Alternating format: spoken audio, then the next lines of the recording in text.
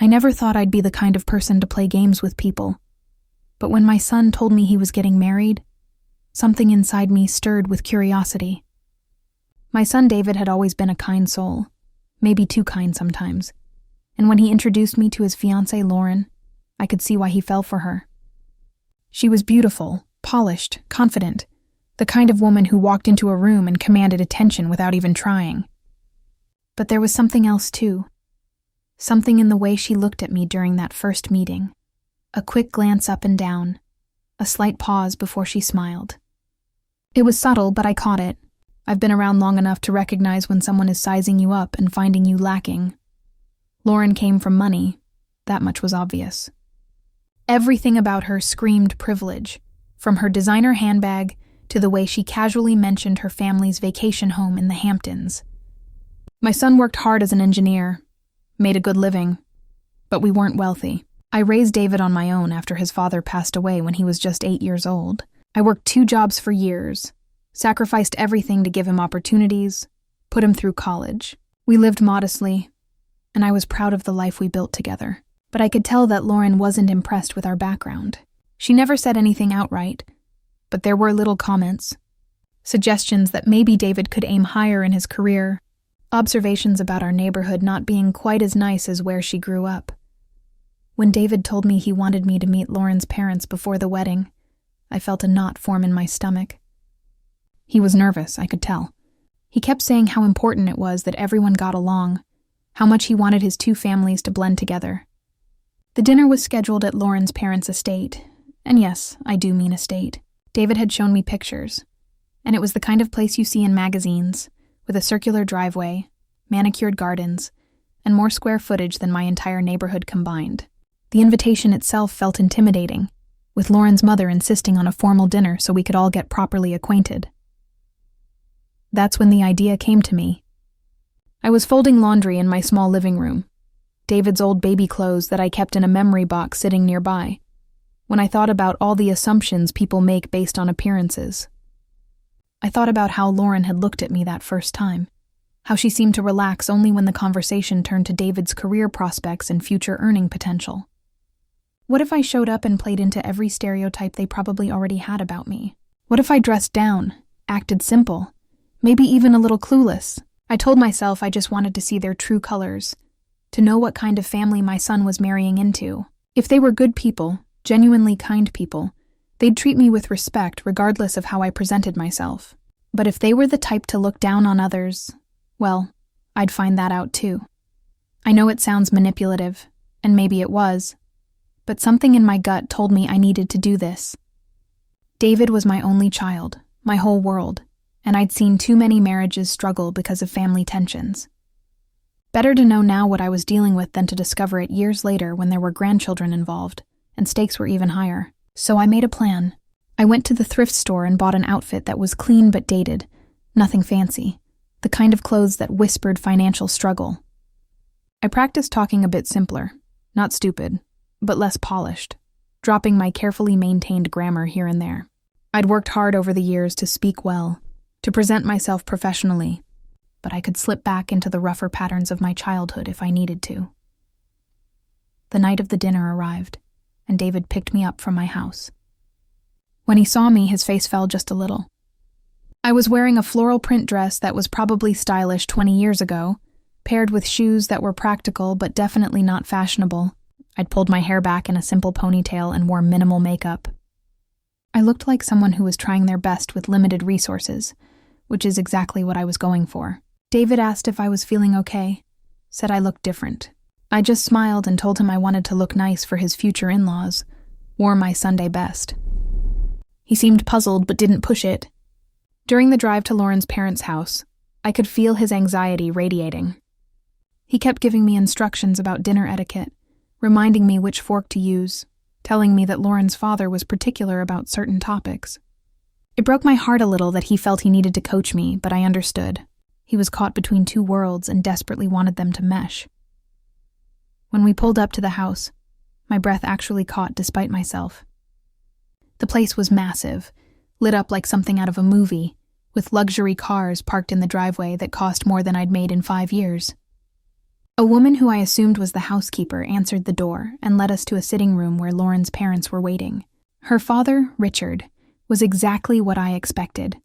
Tall, silver-haired, wearing a suit that probably cost thousands, with that particular brand of confidence that comes from never having worried about money. Her mother, Patricia, was elegant in a way that takes serious money to maintain. Her jewelry alone probably worth more than my house. They both stood when we entered, and I watched their eyes do exactly what Lauren's had done, that quick assessment from head to toe. I put on my best humble smile and walked forward, my hand extended. I'd deliberately left my nice watch at home, wore only my simple wedding band from my late husband, and carried a purse I'd bought at a discount store. Richard shook my hand with the kind of grip that was firm, but somehow managed to feel condescending. Patricia's handshake was limp, barely touching my fingers, and her smile didn't reach her eyes. She complimented my dress in a tone that made it clear she thought it was hideous, asking where I'd found such a unique piece. I told her, with just a touch of pride in my voice, that I'd gotten it on sale at a wonderful little shop that had great bargains. The way she and Richard exchanged a glance was not lost on me. Lauren appeared then, looking stunning in what I recognized as a designer outfit, and she kissed David before turning to greet me. Her hug was perfunctory, and I noticed how she positioned herself between me and her parents, almost like a buffer. We were ushered into the dining room, and I had to admit it was beautiful.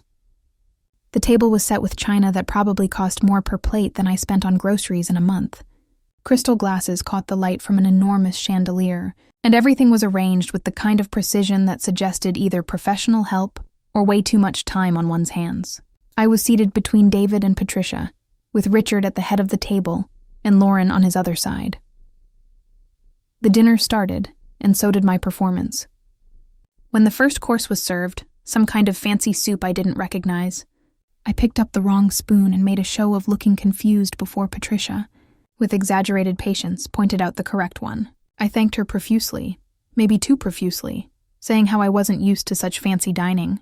Richard asked what I did for a living, and I explained in simpler terms than necessary that I worked in retail and cleaned offices at night. Both were true. Those had been my jobs for years, though I'd since moved into a management position at the retail store and hadn't cleaned offices in over a decade. But they didn't need to know that. I watched Patricia's face as she processed this information, saw her lean slightly away from me, as if poverty might be contagious. The conversation turned to David's career, and Lauren's father dominated the discussion, offering unsolicited advice about career moves and networking opportunities. He spoke about his own success, dropping names of important people in exclusive clubs, and I could see David shrinking a bit, trying so hard to impress this man. When Richard asked about my late husband, I kept my answer vague, saying he'd worked hard but we'd never had much, that we'd always struggled to make ends meet. The truth was more complicated. My husband had been a good man who worked in construction, and while we weren't wealthy, we'd been comfortable until his illness drained our savings. But again, they didn't need the full story. I was testing them, and so far they were failing spectacularly. Patricia asked about my education, and I told her I'd only finished high school, had to work right away to help my family. This was true, though I'd taken college courses over the years and was just a few credits shy of a degree. But I wanted to see how they'd react to the idea of their son marrying into a family without college degrees. The look she gave Richard was priceless, a mix of horror and something like vindication, as if this confirmed all her worst fears. Lauren jumped in then, quickly changing the subject, talking about the wedding plans. I noticed how she emphasized that she was handling all the planning, that her parents were generously paying for everything, making it clear that no financial burden would fall on my shoulders. It was kind in a way, but also clearly meant to establish the power dynamic. As the main course was served, some elaborate meat dish that probably had a French name I'd mangle if I tried to pronounce it, Richard started talking about family legacy and the importance of maintaining certain standards. He spoke about how their family had worked hard for generations to build their wealth and reputation, how important it was to preserve that for future generations. The subtext was clear. They were worried about their daughter marrying down, about my son somehow diminishing their precious family brand. I played dumb, nodding along, occasionally asking simple questions that made me seem like I didn't quite grasp the complexity of what he was saying. David looked miserable, caught between defending his mother and not wanting to offend his future in-laws. Patricia turned her attention to me, asking in a sweet voice that dripped with condescension whether I'd be able to afford appropriate attire for the wedding. She suggested, in a way that was clearly meant to sound helpful but came across as insulting, that perhaps Lauren could take me shopping, help me find something suitable. I smiled graciously and said that would be so kind of her, that I wasn't really sure what to wear to such a fancy event. Inside, I was seething. I had a beautiful dress already picked out, something elegant that I'd saved up for, but I wasn't about to tell them that. Lauren looked uncomfortable but nodded, saying of course she'd help me, her tone suggesting it was a chore she was resigned to. The conversation drifted to family history, and Richard asked about my family background. I kept it vague, mentioning that my parents had been working class, that we'd moved around a lot when I was young. All true, but I left out that my father had actually owned a small but successful business before he passed, that we'd had periods of relative prosperity mixed in with the struggles. Richard seemed satisfied with this, clearly having placed me in a neat little box in his mind. He started talking about his own family's lineage, tracing back to some ancestor who'd done something important that I was supposed to be impressed by. I oohed and awed appropriately, asking questions that probably made me sound like I was meeting royalty. Then Patricia made a comment that really got under my skin.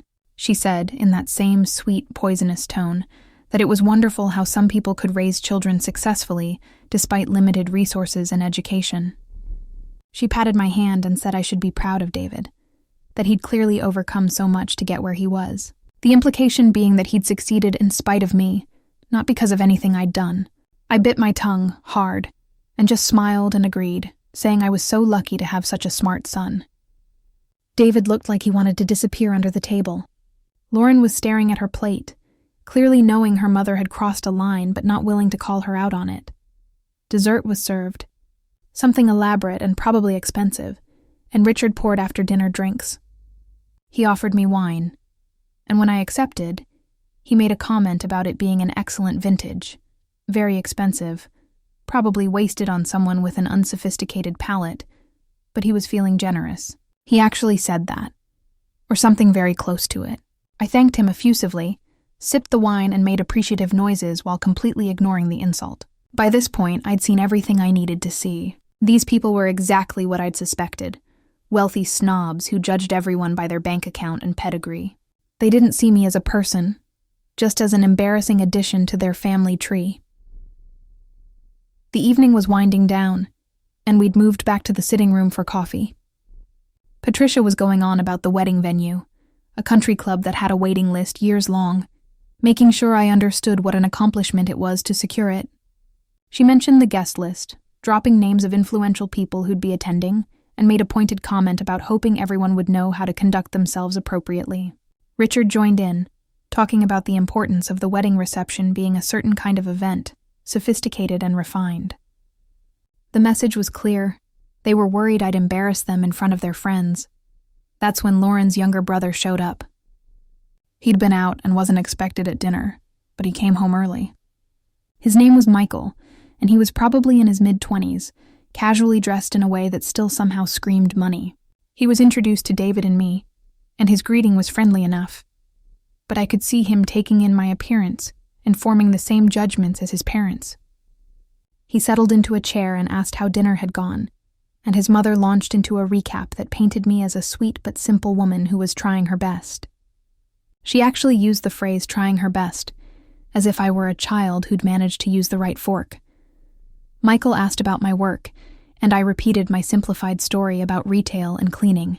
He nodded sympathetically and said something about how important those jobs were, in a tone that made it clear he'd never considered doing them himself, and felt sorry for anyone who had to. Then he started talking about his own career in finance, clearly trying to impress upon us how successful he was at such a young age. Richard beamed with pride, and Patricia couldn't stop gushing about her brilliant son. The contrast between how they talked about Michael versus how they'd treated me all evening was stark and deliberate. David was quiet through most of this, and I could see the tension in his shoulders. He'd always been sensitive to social dynamics, and I knew he was picking up on every slight, every condescending comment. Lauren kept trying to steer conversations to safer topics, but her parents kept circling back to subjects that highlighted the differences between our families. At one point, Richard asked David about his career ambitions, and when David gave an honest answer about wanting to do meaningful work and have a good work-life balance, I saw disappointment flash across Richard's face. He made some comment about how ambition was important, how men needed to be driven to provide properly for their families. The evening finally ended, and as David and I prepared to leave, Patricia pulled me aside. She took my hands in hers and said, with what I'm sure she thought was genuine kindness, that she was glad we'd met, that she could see I was a good woman who'd done her best with what she had. She said that she and Richard wanted to help, that they'd be happy to provide some financial assistance for my living situation, perhaps help me move to a better neighborhood. It was charity, pure and simple, and the way she offered it made me feel like she was doing me some great favor. I thanked her, playing my role to the end, saying how generous that was, but I was managing just fine. Her smile suggested she didn't believe me but appreciated my pride. In the car on the way home, David was silent for a long time. Finally he spoke, his voice tight with emotion. He apologized for his future in-laws, said they could be difficult sometimes but they meant well. I almost broke character then, almost told him the truth about what I'd done, but something held me back. I wanted to see how this would play out. David admitted that he'd felt uncomfortable all evening, that some of the comments had crossed a line. He asked if I was okay, if I felt disrespected. I assured him I was fine, that I understood rich people had different ways, that I wasn't offended. But I could see he was troubled, and I knew my son well enough to know he was questioning things. The next few days were interesting. Lauren called me, suggesting we go shopping for my mother of the groom dress. Her tone was kind, but had that same underlying condescension her mother had perfected. We met at a high-end department store, and I continued my act, looking overwhelmed by the options, gravitating toward cheaper, less flattering options. Lauren gently steered me toward more appropriate choices, her patience clearly wearing thin as I asked what she probably considered stupid questions about fabrics and styles. At one point, she made a comment about wanting me to look appropriate in the wedding photos, and I could see her envisioning having to explain me to her friends for years to come. But something was happening with David. He called me several times over the next week, and each conversation suggested he was seeing things more clearly. He mentioned comments his future in-laws had made, things that were bothering him in retrospect. He talked about feeling like they were judging him, like he was somehow not good enough for their daughter despite his education and successful career. I listened, asked gentle questions, but didn't push. I wanted him to come to his own conclusions. Lauren was apparently getting questions from her parents about our family, whether David had any wealthy relatives who might help him advance his career, whether there were any concerning issues in our family history they should know about. The wedding plans continued, but I could sense tension building. David started pulling back from some of the more elaborate plans Lauren's parents wanted, saying they should have a say in their own wedding. Lauren seemed torn between supporting her fiancé and pleasing her parents. Her mother called David directly at one point, suggesting they sign a prenuptial agreement, framing it as protecting both families but making it clear she was worried about my son's intentions. David was insulted, and while prenups aren't inherently wrong, the way Patricia presented it made it seem like David was some gold digger rather than a successful professional in his own right. Then came the engagement party, hosted by Lauren's parents at their club. I dressed in character again, wearing something that was clean and appropriate, but clearly not up to the standards of the other guests. The party was exactly what you'd expect. Lots of wealthy people air-kissing and networking, champagne flowing freely, everything designed to impress. I played my role perfectly, looking slightly out of place, speaking when spoken to, being gracious and humble. Patricia introduced me to several of her friends, and I could see the barely concealed amusement in their eyes as they met David's simple, working-class mother. They were polite to my face, but I caught whispered conversations and knowing looks. Richard made a speech about Lauren and David, and while he said nice things about my son, there was an undercurrent of concern about the match. He talked about the importance of family compatibility, shared values, and similar backgrounds, Several of Lauren's relatives came up to me throughout the evening, asking probing questions about my life, my family, my circumstances. One of her aunts actually asked, in front of several people, whether I'd be comfortable at the country club wedding or if it might be too overwhelming for me. I smiled and said I was sure it would be lovely, that I'd never been anywhere so fancy. The pity in her expression was almost comical, but I was watching David the whole evening, and I could see something shifting in him. He stayed close to me more than necessary, as if protecting me from these people. When someone made a comment that could be taken as insulting, he'd tense up, his jaw clenching. At one point, one of Richard's friends made a joke about different classes mixing, and while it was meant to be lighthearted, it clearly bothered David. Lauren didn't seem to notice or chose not to, laughing along with her father's friends, fitting seamlessly into their world. After the party, David came over to my house, something he hadn't done in a while. He sat in my small living room, looking around at the modest furnishings and family photos on the walls.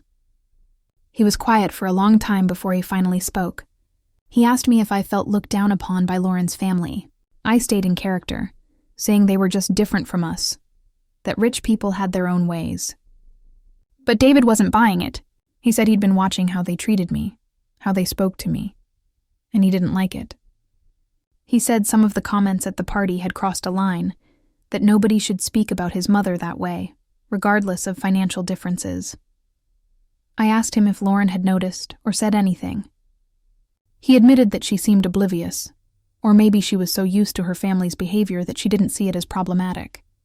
He said when he'd brought it up, she'd told him he was being too sensitive, that her parents were generous and kind, and he should be grateful they were welcoming us into their family. That last phrase struck him wrong, he said. Welcoming us. As if they were doing us a favor. As if we should be thankful to be included in their world. He started questioning whether he truly knew Lauren, whether she shared her parents' values, or just hid them better. The following week, there was a bridal shower that Patricia threw for Lauren. I was invited, of course, and arrived in my continued costume. The event was at their home again, filled with Lauren's friends and female relatives, all dressed impeccably and clearly from the same social class. The gifts were extravagant. The conversation centered on vacations, shopping, and social events I'd never experienced. I sat quietly, speaking when spoken to, playing my part. Several of Lauren's friends asked me questions in that same patronizing tone I'd come to expect, treating me like an interesting specimen rather than a person. But something unexpected happened. One of the older women there, Lauren's grandmother, sought me out. Her name was Eleanor, and unlike the rest of the family, she actually seemed to see me.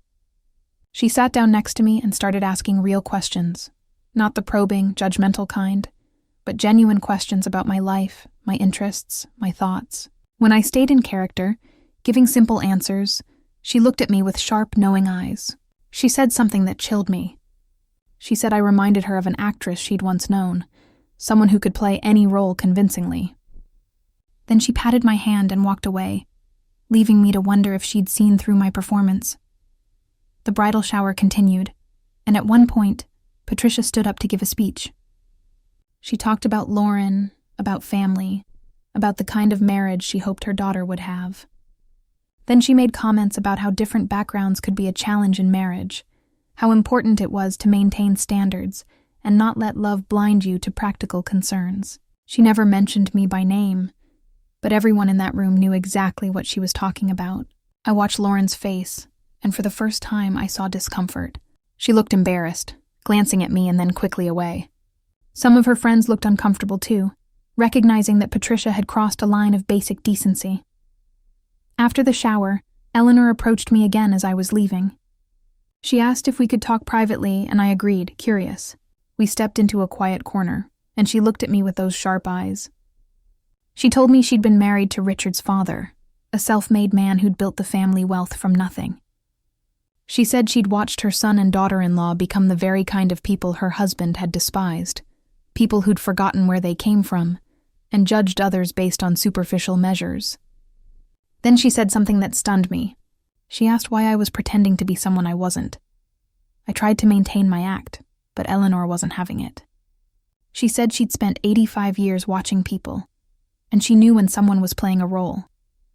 She said she'd seen intelligence in my eyes, education in my word choices despite my simplified speech patterns, and pride beneath the humble demeanor. She wasn't angry, just curious. So I made a quick decision and told her the truth. I explained about wanting to see the real character of the family my son was marrying into, about the test I'd set up. I expected her to be angry or to rush off and tell everyone, but instead she smiled. She said I was smart, that she wished more people would test the waters before diving in. Eleanor asked what I'd discovered through my experiment. I told her honestly that her family had revealed themselves to be exactly the kind of people I'd feared, people who valued money and status over character and kindness. She nodded sadly, saying she'd known, but hoped they'd be better, hoped that meeting someone from a different background might humble them. Then she asked what I planned to do with this information. I admitted I wasn't sure, that I'd started this to protect my son, but now I was in too deep. She suggested that truth had a way of coming out when it needed to, and perhaps I should trust that process. Things came to a head a week before the wedding. David called me late at night, his voice strained. He and Lauren had gotten into a serious argument.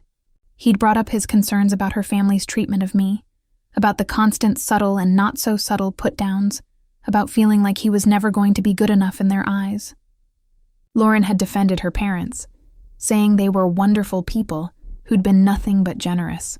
She accused David of being paranoid and overly sensitive, of looking for problems where there weren't any. The conversation had escalated, with Lauren ultimately saying that if he couldn't accept her family, maybe they shouldn't get married. David was devastated. He loved Lauren, or thought he did, but he was realizing there were fundamental differences in values and perspective. He came over to my house again, and I could see he'd been crying. He asked me point blank if I felt disrespected by Lauren's family, if the things they'd said and done bothered me. I was at a crossroads. I could continue my act, or I could tell him the truth. I decided it was time. I told him everything, about the experiment, about deliberately playing a role to see their true colors, about wanting to protect him from marrying into a family that would never truly accept him. David was shocked, then confused, then angry, not at Lauren's family, but at me. He couldn't believe I'd manipulated the situation, that I'd been deceptive. He felt betrayed, said I'd violated his trust and potentially sabotaged his relationship. I tried to explain my reasoning, that I'd wanted to protect him, but he wasn't ready to hear it. He left my house upset, and I sat alone wondering if I'd made a terrible mistake. Maybe Eleanor was wrong. Maybe truth coming out wasn't always the right thing. For 2 days, I didn't hear from David, which was unusual. When he finally called, his voice was calmer. He said he'd spent time thinking about everything, reviewing the past months in his mind. He said that regardless of my deception, it didn't change how Lauren's family had actually behaved. They'd shown their true character, and my pretense had simply revealed it more clearly. He'd also talked to Lauren again, this time with fresh perspective. He'd asked her directly if she shared her parents' values, if she saw him and me the way they seemed to. Her answer had been evasive, defensive, and ultimately revealing. She'd admitted that she wished he came from a more prominent family, that it would make things easier with her parents and their social circle. David called off the wedding. It wasn't an easy decision, and he was heartbroken, but he realized that he and Lauren didn't share the same core values. She cared about status and appearances in a way he never would. Her family's wealth and social position were more important to her than she'd ever let on, and she'd been hoping he'd change, become more ambitious in the way they defined ambition. The breakup was messy, with Lauren and her family being predictably horrible about it. Patricia called me, no longer using her sweet, condescending tone, and accused me of sabotaging the relationship out of jealousy. Richard sent David a letter outlining all the ways he'd disappointed them. Lauren told mutual friends that David had commitment issues, and I was overbearing, spinning the narrative to protect her image. But here's what they didn't know. Eleanor had been keeping in touch with me, and when she heard about the breakup, she invited both David and me to lunch, just the three of us, at a quiet restaurant far from the country club scene. Over lunch, Eleanor apologized on behalf of her family. She said they'd become everything she'd fought against, that wealth had corrupted their values and sense of humanity. She told David he'd made the right choice, that marrying into a family that didn't respect him would have been a lifetime of misery. Then she did something unexpected. She asked if I'd drop the act for good and show her who I really was. So I did. I explained my real background, my education, my career progression, the life I'd actually built. I talked about the choices I'd made to test her family, my motivations, and my regrets about the deception. Eleanor listened carefully, then asked David if he was angry with me. He admitted he'd been at first, but ultimately he understood why I'd done it. He said he wished I'd talked to him about my concerns rather than going behind his back, but he couldn't deny that my test had revealed truths he needed to know. We talked for hours that day, the three of us, about class, about values, about what really matters in relationships and family. Eleanor became a friend after that, staying in touch with both David and me. She was estranged from much of her family, finding them insufferable, and she enjoyed spending time with people who valued character over bank accounts. She told stories about her late husband, a man who'd started with nothing and built everything, who'd never forgotten his roots or looked down on others. She said he'd be disappointed in what his son had become, but she thought he'd like David and me.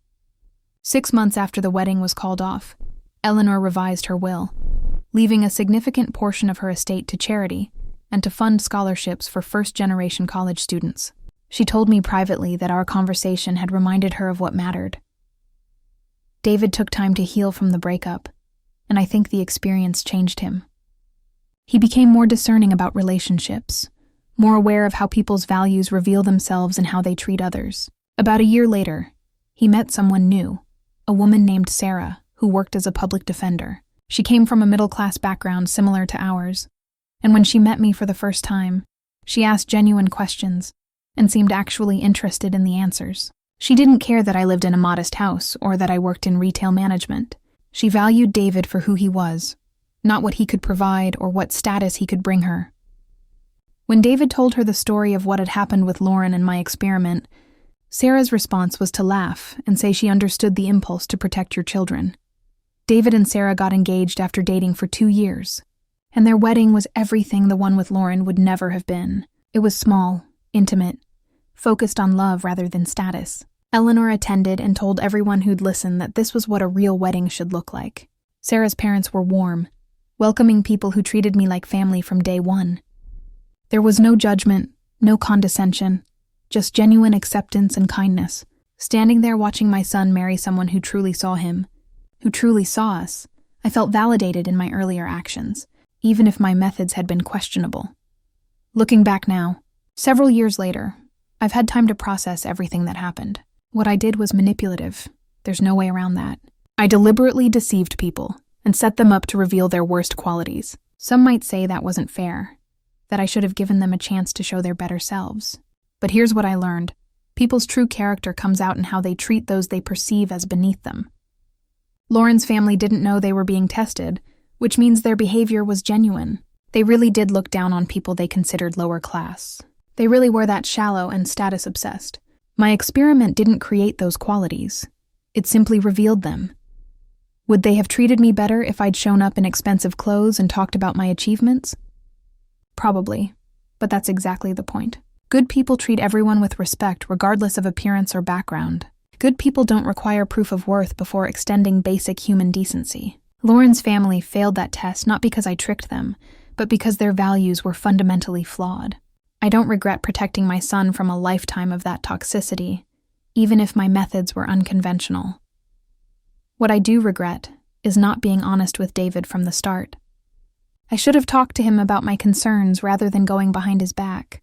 I should have trusted him to see the red flags himself, or at least given him the chance to address them openly. The deception damaged our relationship for a while, and even though we've repaired it, there's a lingering awareness that I'm capable of that kind of manipulation. David has joked that he'll never be completely sure which version of me is real, and while he's mostly kidding, there's truth in that concern. I've had to work hard to rebuild his trust and show him that I can be honest, even when the truth is uncomfortable. The experience also taught me about assumptions and prejudice. While I was exposing Lauren's family's biases, I was also making assumptions about them based on their wealth. I went into that dinner expecting them to be snobs, and I created a situation designed to prove that assumption. Would they have been better people if I'd approached them openly and honestly? I'll never know. Maybe they would have risen to the occasion. Or maybe they would have hidden their true feelings better. Either way, I robbed them of the opportunity to surprise me, to potentially be better than I expected. Eleanor once told me that my experiment was like holding up a mirror to her family.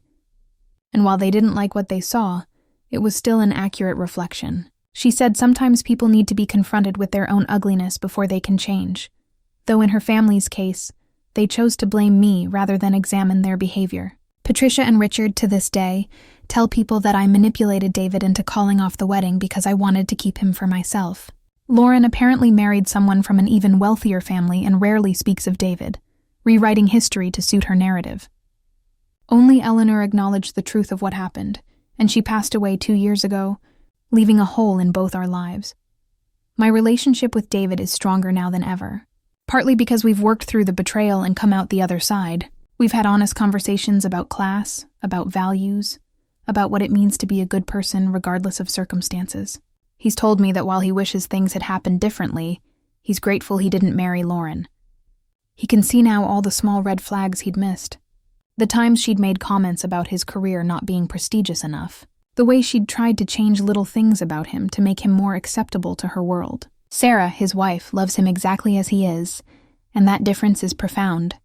I've also had to examine my own biases and insecurities. Part of why I was so ready to believe the worst about Lauren's family was my own feelings of inadequacy. I'd always been sensitive about not having finished my degree, about working service jobs, about living modestly while others had so much. I projected my fears onto them, assuming they'd judge me before I gave them a chance to prove otherwise. The irony is that by trying to protect myself from their judgment, I ensured it would happen. I showed up looking like their worst nightmare and then felt vindicated when they responded accordingly. That's not entirely fair, even though their behavior was genuinely terrible. Since then, I've finished my degree, something I did for myself rather than to prove anything to anyone. I'm still in retail management and I'm proud of my work, proud of the path I've taken. I've learned that there's nothing shameful about any honest work, and people who judge others based on occupation or income aren't worth impressing. Eleanor's friendship taught me that true class has nothing to do with money and everything to do with how you treat people. She had more wealth than I could imagine, but she was one of the most down-to-earth, genuine people I ever met. The contrast between her and her family was striking and proved that money doesn't corrupt everyone, only those who let it. David and Sarah have 2 children now, and being a grandmother has been the greatest joy of my life. Sarah's parents and I have become close friends, spending holidays together, sharing babysitting duties, celebrating the small moments that make up a life. There's no competition, no judgment, no keeping score. Just 2 families who genuinely care about each other and the young couple who brought us together.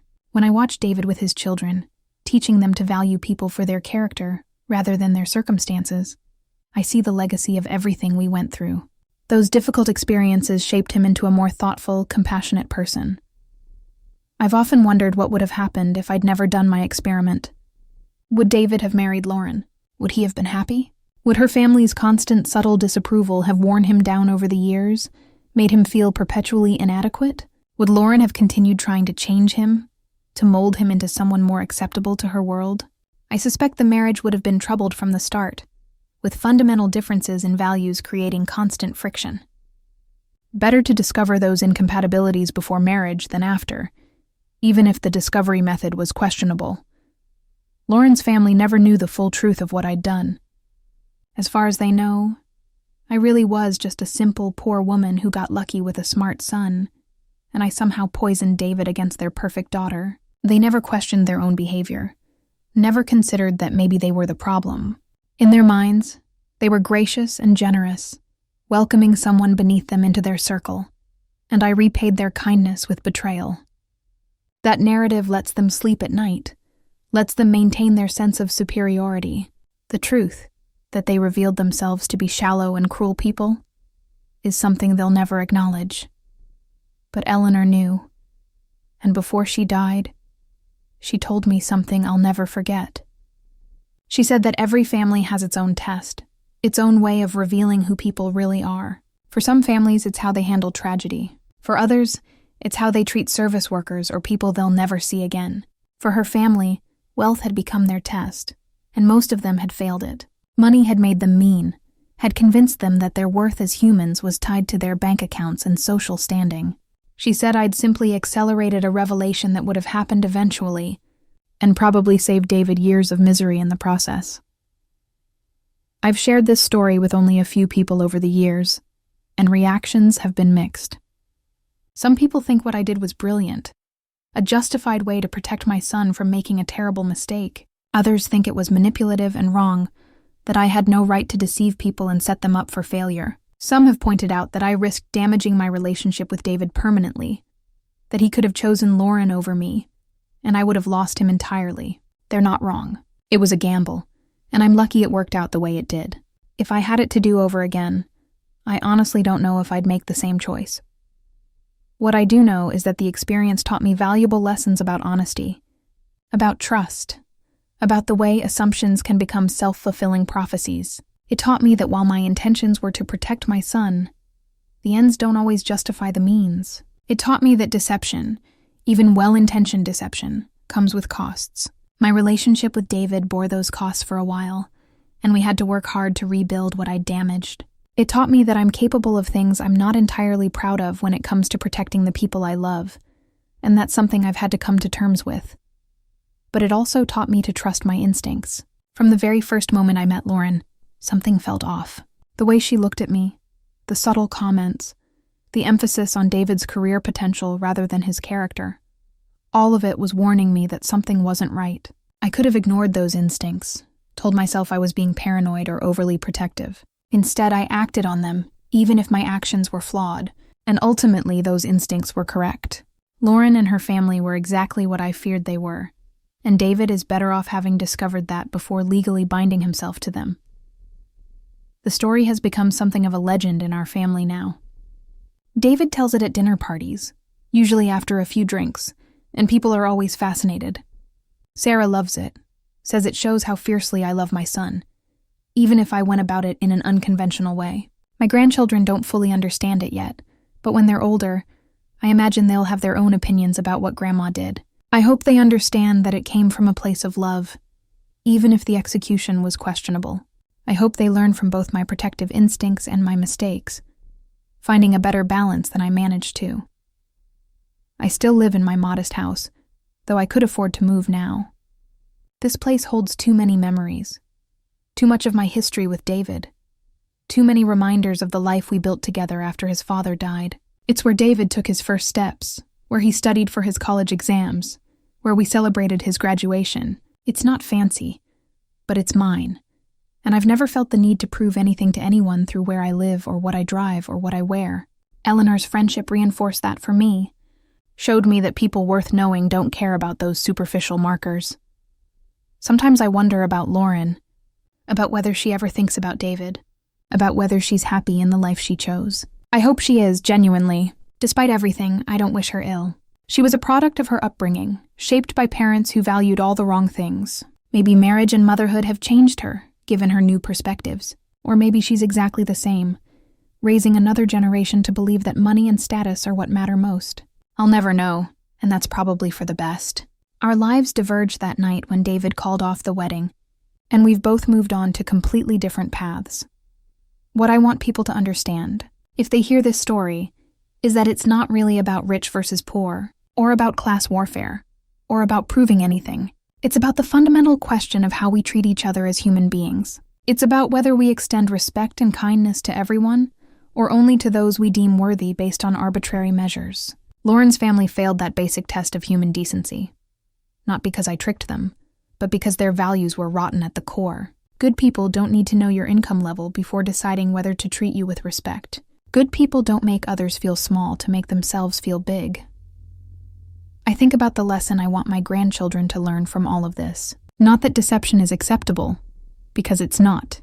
And I've been clear with them about my regrets in that regard. But I want them to understand that how people treat those they perceive as less powerful or less important reveals everything about their character.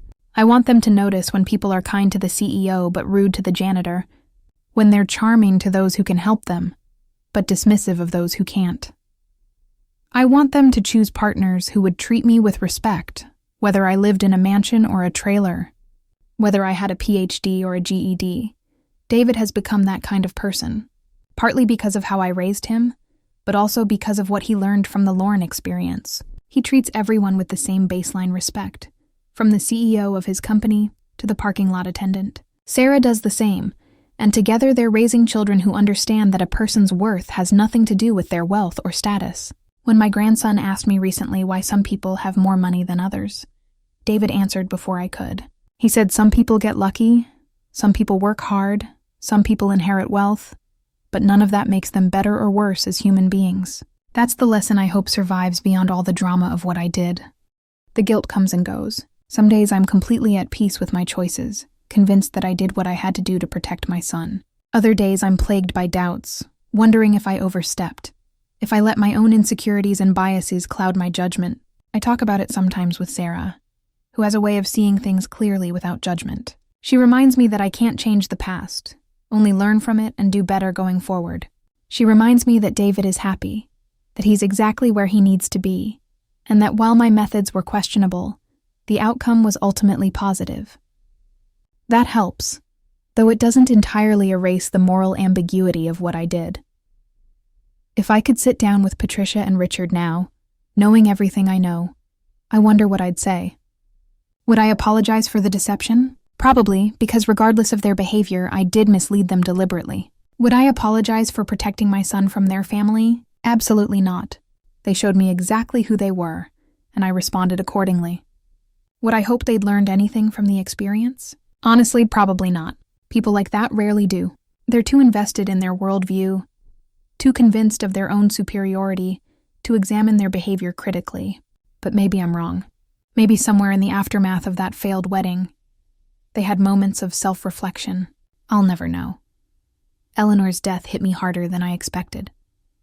She'd become such an important figure in my life, a validation that my instincts about her family had been correct, but also a reminder that wealth doesn't define character. At her funeral, I saw Patricia and Richard for the first time in years. They looked older, grayer, but still carried themselves with that same air of superiority. They didn't acknowledge me, of course, but I caught them staring a few times, probably wondering why Eleanor had stayed in touch with me until the end. In Eleanor's will, she left me a small inheritance, nothing compared to what her children received. But the note that came with it meant everything. She wrote that I'd reminded her of what her husband valued most: honesty, integrity, and the courage to stand up for what's right, even when it's uncomfortable.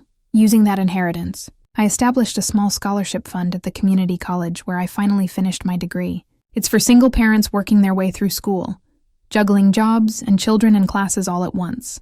Every year, I get to meet the recipients, and their stories remind me so much of my own journey. They remind me why I did what I did, why protecting David mattered so much. I'd worked so hard to give him opportunities, to help him build a good life, and I couldn't stand by and watch him tie himself to people who would spend a lifetime making him feel inadequate. Was my method perfect?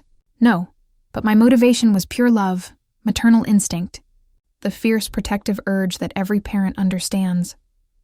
David speaks at the scholarship ceremony sometimes, telling parts of our story, talking about the sacrifices I made and the lessons he learned.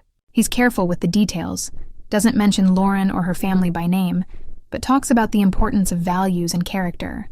He talks about how his mother taught him to look beyond surface appearances, to judge people by their actions rather than their words.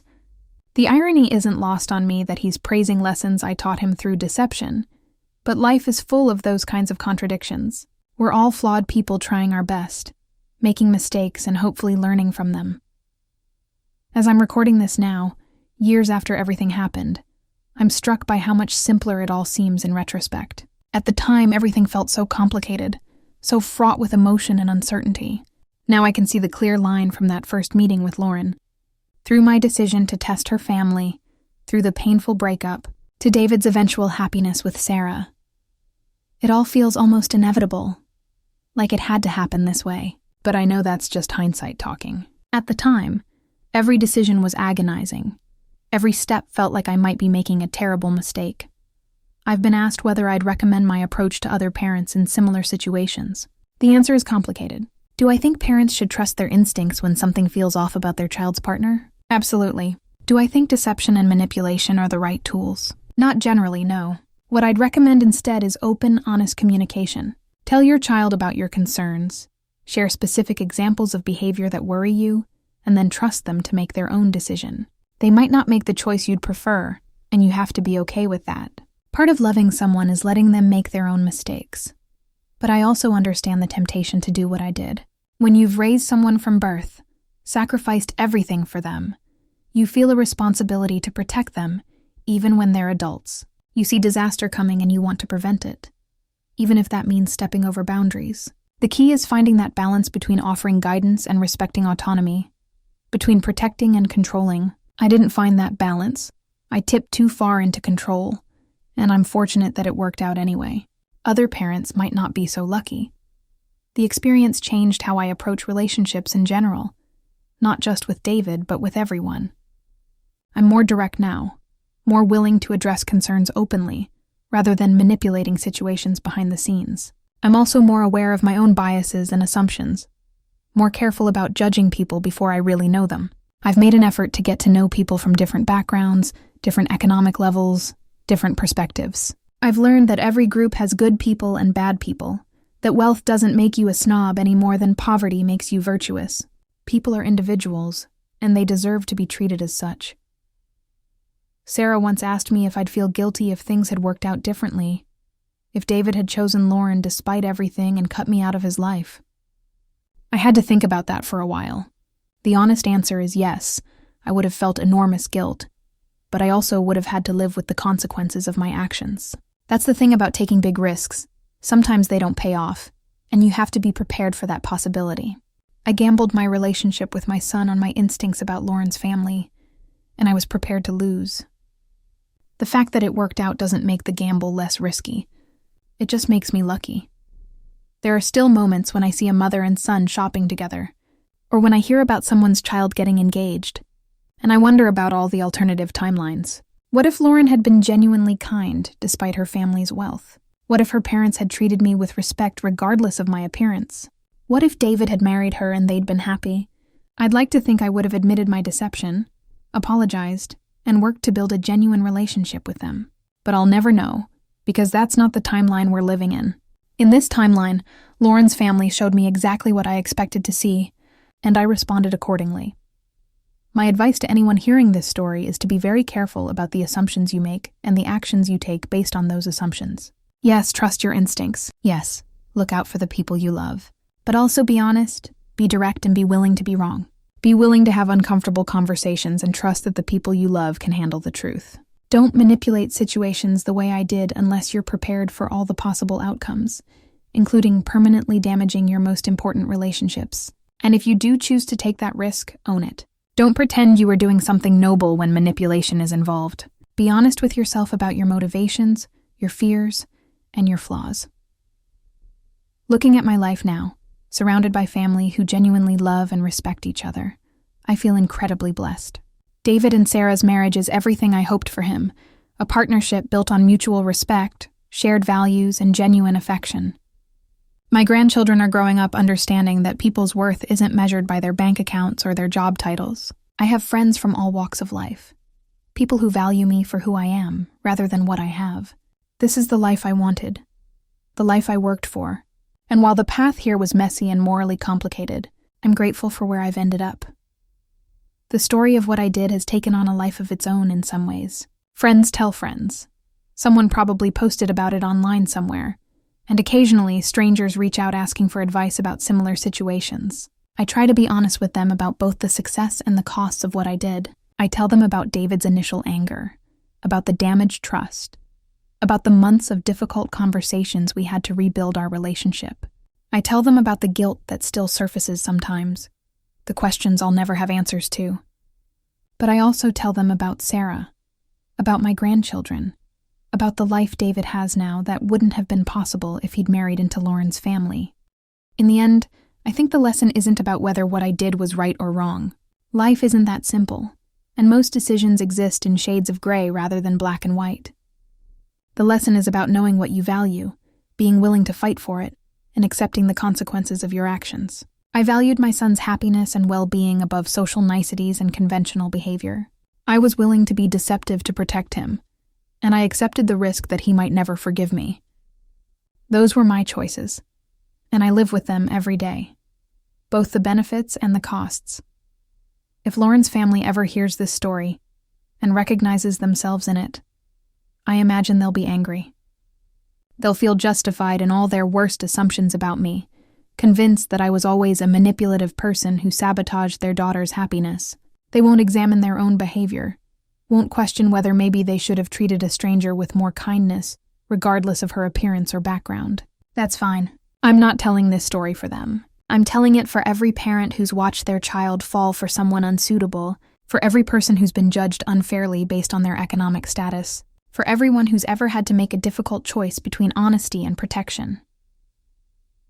My final thought on all of this is simply that people will reveal who they are if you give them the opportunity. You don't always have to create elaborate tests or play roles. Most of the time, if you pay attention, people show you their true character through small actions and casual comments. I could have learned everything I needed to know about Lauren's family by simply observing how they treated service workers, how they spoke about people who weren't in the room, how they balanced generosity with humility. The test I created accelerated that revelation, but it would have come eventually. David would have seen it over time, probably after the wedding when it was harder to extricate himself. So maybe what I really did was save time, compress years of slow realization into one evening of stark clarity. Whether that justifies my methods is something everyone will have to decide for themselves.